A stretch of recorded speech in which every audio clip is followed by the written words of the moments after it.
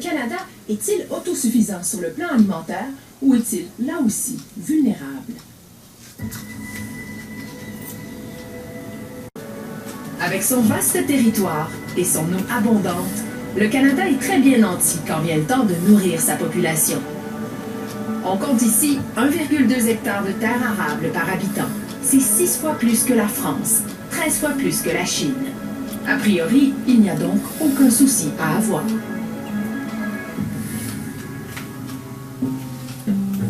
On va faire évidemment l'entrevue un peu particulière aujourd'hui. Pascal Thériault est agroéconomiste. Atteint de la COVID-19, il est confiné chez lui. Le Canada, et plusieurs personnes l'ignorent, est en fait un des grands exportateurs d'aliments sur la planète.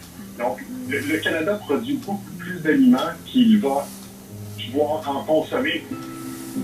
Le pays se démarque dans plusieurs secteurs. 70% du porc produit ici est exporté, 75% du blé, 95% des légumineuses. Et un système qui survit uniquement au Canada, la gestion de l'offre, garantit l'approvisionnement de denrées de base.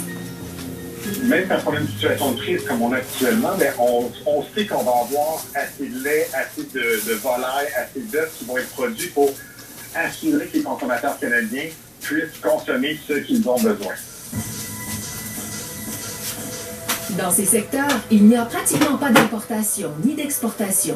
L'offre est arrimée à la demande canadienne. Mais si nous sommes des champions de la production de céréales et de viande, entre autres, il existe tout de même un secteur qui n'arrive pas à combler nos besoins. Pourtant, ce sont exactement ces aliments que le nouveau guide alimentaire canadien nous recommande de manger le plus. Evan Fraser est un spécialiste de la sécurité alimentaire. Il constate que depuis 20 ans, le Canada a perdu des dizaines de milliers d'hectares de cultures maraîchères.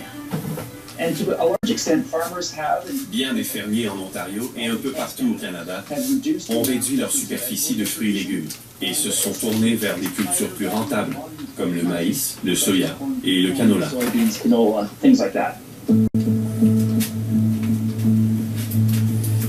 Il y a des productions maraîchères qui sont allées vers la grande culture. Parce que, bon, c'était plus facile, ça a besoin de moins de main-d'œuvre, de moins d'investissement, puis bon, on peut quand même importer nos fruits et nos légumes des autres pays. Donc, sur le long terme, c'est ce qui s'est passé. Puis, c'est pas seulement vrai pour la nourriture, c'est vrai pour plein d'autres produits. La différence, c'est que la nourriture, on a besoin pour vivre. Cultiver du maïs et du soya s'inscrit aussi dans la volonté de faire une agriculture basée sur l'exportation. Ces plantes servent de nourriture pour les porcs, entre autres, qui sont majoritairement destinés au marché étranger.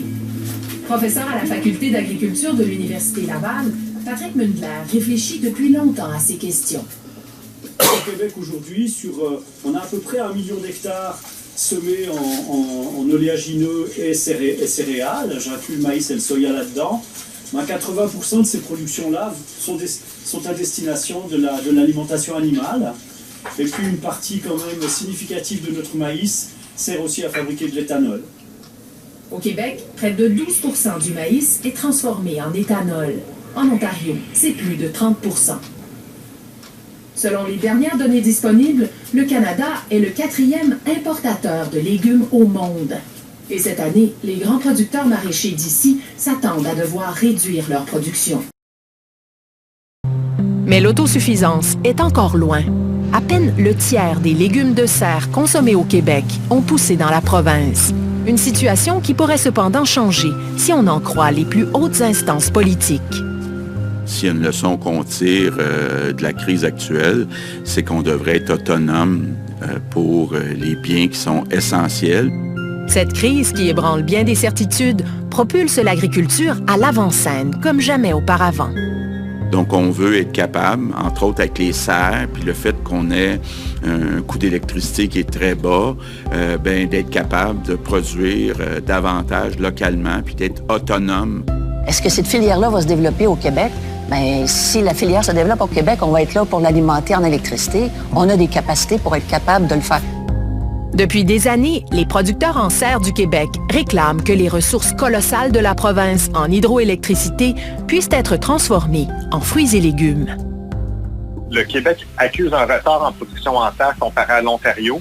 On parle d'environ 10 fois les superficies en Ontario de production en terre. Donc, au Québec, on a la place et on aurait la capacité de produire davantage en terre.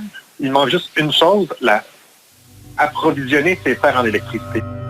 Le problème majeur, c'est l'accès à un tarif préférentiel, comme celui accordé aux alumineries et à d'autres grandes industries. S'ils y avaient droit, les producteurs en serre estiment qu'ils pourraient doubler la production. En tant que société, on va faire des choix. Est-ce que les producteurs devraient pouvoir avoir accès à une source d'énergie propre, fiable, pour pouvoir produire au Québec? Moi, je crois que oui, parce que nous devons avoir la capacité de nous nourrir. Et tous les experts s'entendent, pour assurer une meilleure résilience de notre système agroalimentaire, il est primordial que les petites fermes trouvent leur place aux côtés des plus grandes. Mais le territoire a beau être immense au Québec, y accéder n'est pas toujours facile. Nous, en tant que petite production maraîchère, ce qu'on cherche, entre autres, c'est un 7-8 hectares. Mais 7-8 hectares, ici, à Montérégie, ça n'existe plus. Puis même dans d'autres régions, c'est difficile à trouver aussi du 7-8 hectares. L'accès est difficile, encore une fois, parce que le prix d'un hectare est cher, parce qu'il est difficile de morceler des terres pour acheter juste du petit lot, et puis aussi sans doute parce qu'il y a une concurrence faite par des personnes qui n'ont pas forcément l'intention de faire de l'agriculture, mais qui souhaitent s'installer à la campagne et bénéficier aussi d'un environnement rural. Mais ce ne sont pas les seuls freins. Pour diversifier l'offre de produits et augmenter la rentabilité de leur entreprise, les maraîchers aimeraient pouvoir à terme vendre entre autres plus d'œufs et des poulets de grains. Fait qu'il y a comme cette idée d'être une ferme complexe puis complète avec tout ce que ça implique l'autosuffisance, puis en même temps, il y a le point de vue légal qui fait que ça nous met des bâtons dans les roues. Car pour vendre des œufs et du poulet, il faut détenir du quota, un droit de produire coûteux qui n'est pas bien adapté à la réalité des petites fermes. Si on devait laisser plus de place aux petites fermes, il faudrait évidemment repenser aussi la transformation et la distribution alimentaire. C'est extrêmement difficile pour elles de trouver des abattoirs. Il y a beaucoup de phénomènes où effectivement les filières se sont organisées, encore une fois, plutôt pour produire en gros, de façon homogène, pour alimenter les gros circuits de distribution. Sans mettre une croix sur les exportations et les importations, la pandémie sera peut-être l'occasion d'aller vers une agriculture davantage façonnée par nos propres besoins. Alors que les frontières peuvent rapidement se refermer, être capable de se nourrir d'abord soi-même apparaît plus pertinent que jamais.